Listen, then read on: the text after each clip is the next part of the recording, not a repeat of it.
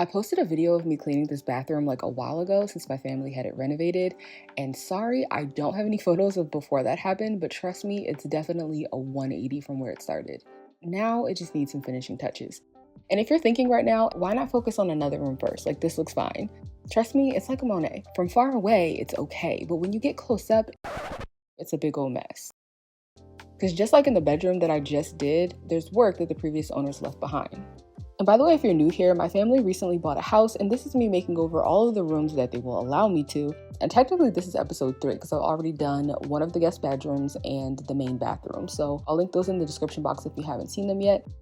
Another thing that wasn't here previously is this swivel mirror. So insert old footage of me installing that before we start prepping.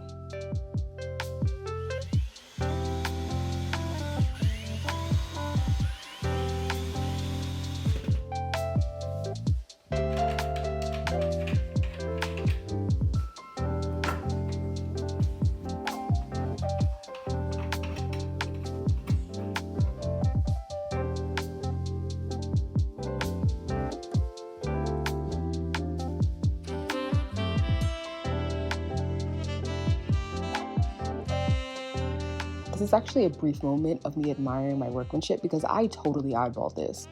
Back to real time, while the electrician was here installing the ceiling fan from the bedroom makeover, he also installed a new wall sconce. I was going to install this myself because I wanted to, actually make it centered, but apparently I ignored the little voice in my head that said, Arian, they probably chose that placement for a reason. So I had to patch the brand new hole that I just made because there was, in fact, a stud basically right behind it.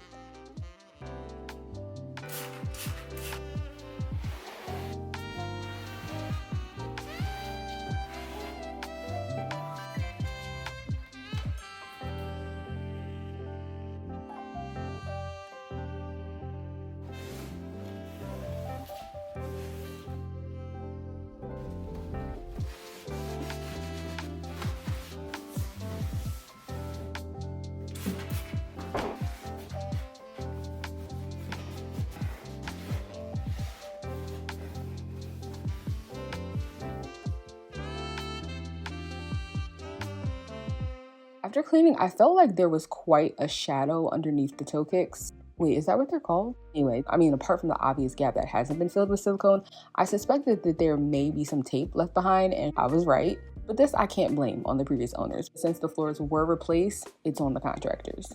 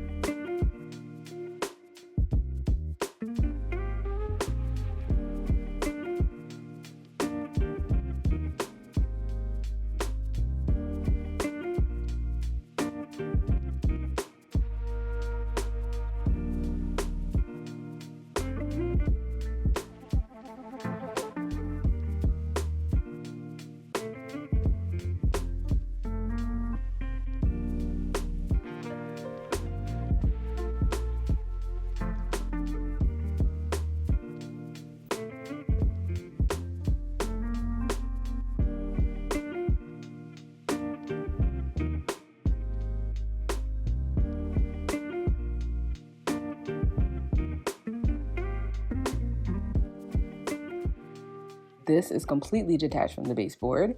But the funny thing is when I tried to nail it back in, it actually made the gap worse. Like, it pushed it farther apart from the wall instead of bringing them together. So I used the liquid nails instead, and then I let it dry overnight. Also, this tape is completely unnecessary because I just propped something heavy against it and then proceeded to fill any of the imperfections with wood filler.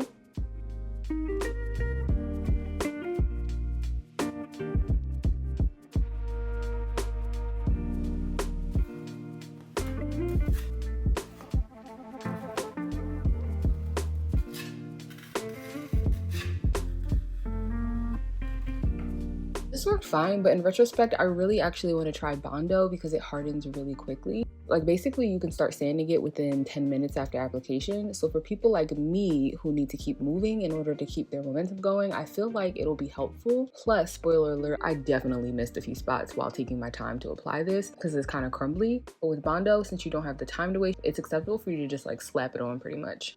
And yes, this is more work, especially compared to what I was going to do, which is make a sample of the molding profile using a contour tool. But it didn't really work too well, seeing as I made it out of cardboard. So I also tried to make it with plastic from a carton of eggs, but that was also too thin and flimsy. My original idea was actually to make a mold using hot glue, but I didn't have one on hand and I wasn't prepared to buy a hot glue gun just for this project because I needed to make haste.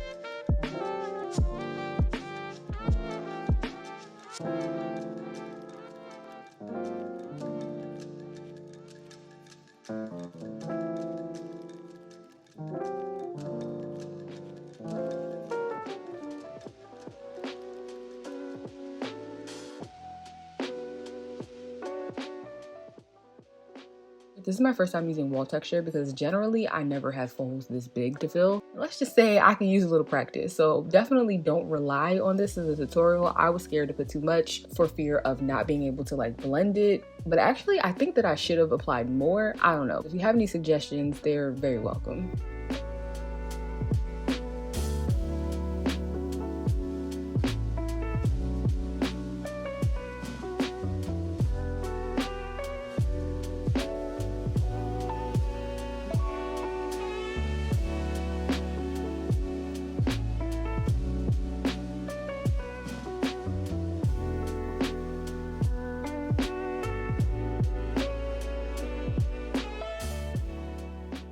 Now, if you did see the last bathroom makeover and was one of the people who were like, wait, where's the sink? Don't worry, it does exist. And I'm actually working on the makeover as we speak. I'm just really backed up on editing right now. I'm sure I've mentioned it before, but this is a one-woman operation and I don't have management like other creators. So in addition to doing all of the creative stuff like videography and editing, I also have to do the not so fun logistical behind the scenes stuff. But admin is definitely one of my least favorite tasks to do. So that's probably why I always forget to do really important things like checking my emails, sending out invoices. So the more automated I can make that, the better. And that's what I like about Squarespace. It's not just a website builder. Even though that's where it began, it has really evolved into a bunch of tools that you can use not only in conjunction with your site, but to really aid all areas of creativity and sharing your artistry with others, whether it be just having an online presence, generating revenue, or seeking job opportunities. And since the workforce is utilizing a lot more contractors, features like invoicing, for example, can really help streamline your workflow, helping to bridge that gap between artist and admin. With the invoicing dashboard, you can see at a glance what's been sent, what's been paid, and what's overdue. On top of that, you can even manage client projects as they're able to upload images and any pertinent files at intake. And in addition, you can store all of your notes, proposals, contracts, along with their information all in one place. So if, like me, you just want to create, but you're struggling to keep it all together, you might want to look at some of Squarespace's new products. And if you haven't already signed up, you can get 10% off with my code abetweene.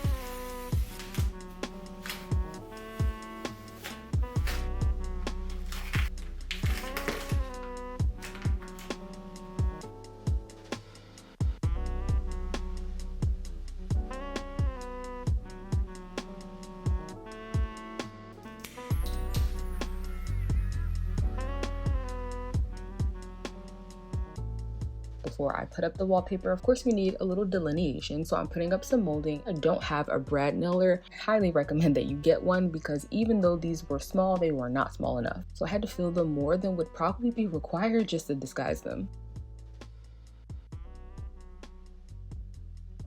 The mirror that I got was on way too good of a sale for me not to get, but when it arrived, the brass was a little too yellow and kind of dull, so I decided to spray paint it.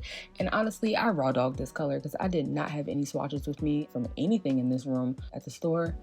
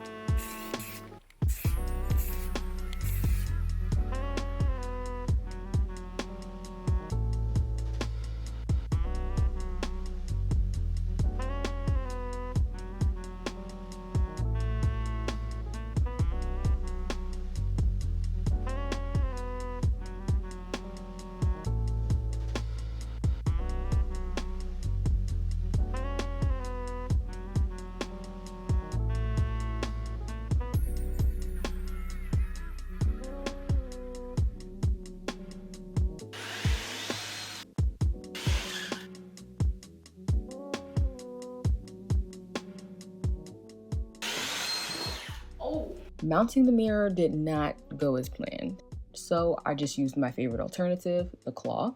If you've seen any of my apartment videos, you've definitely seen me use these before because they're so good for renting. You can get them in different strengths, I think up to like 65 pounds, and they come with these like foam stickers to make the mounting process a little bit easier. You also don't need any tools because you basically just push them in with your thumbs. But then when you eventually do move, they leave very minimal impact on the drywall, so even if you're like bad at spackling, trust me, you can feel it.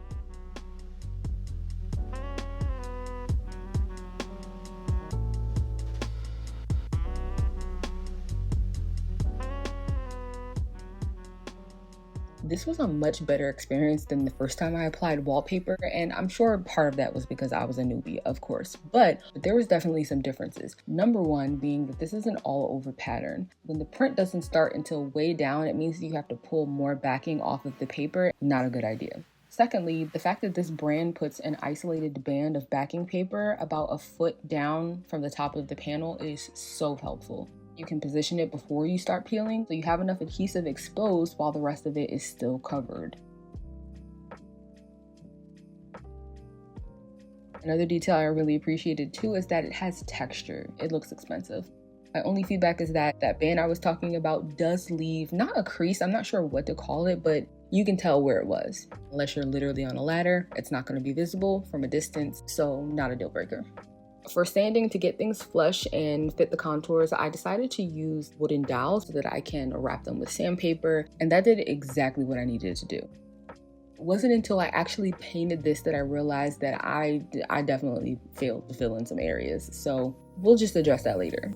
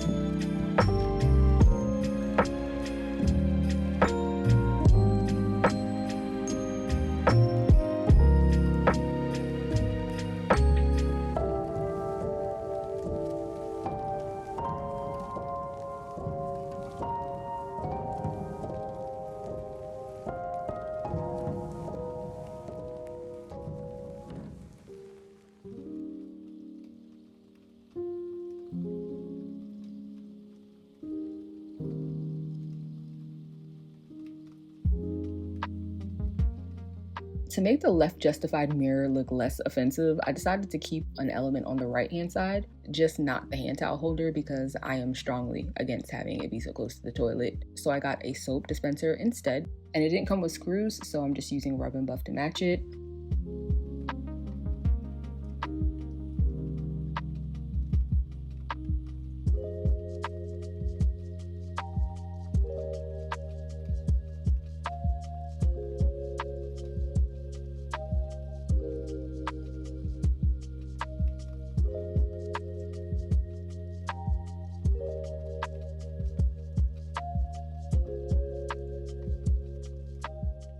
I wanted the electrical to feel more integrated so it doesn't stand out as much. So instead of white, I opted for the color light almond. Even though there are other elements of white in the room, it can still be stark.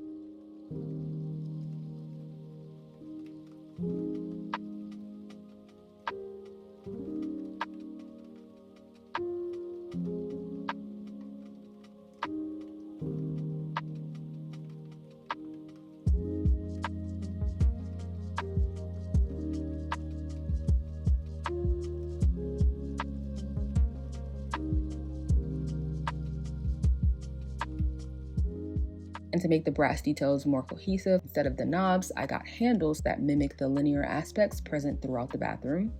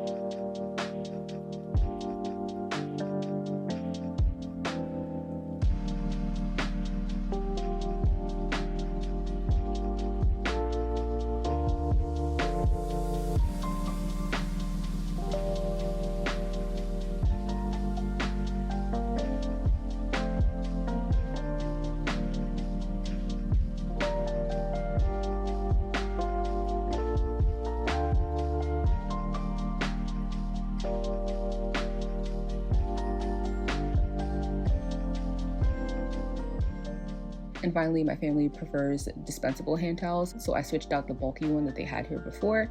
And they also wanted to keep the countertops as is, so this is how it will remain for now, because eventually I will talk them into letting me cover this with micro cement.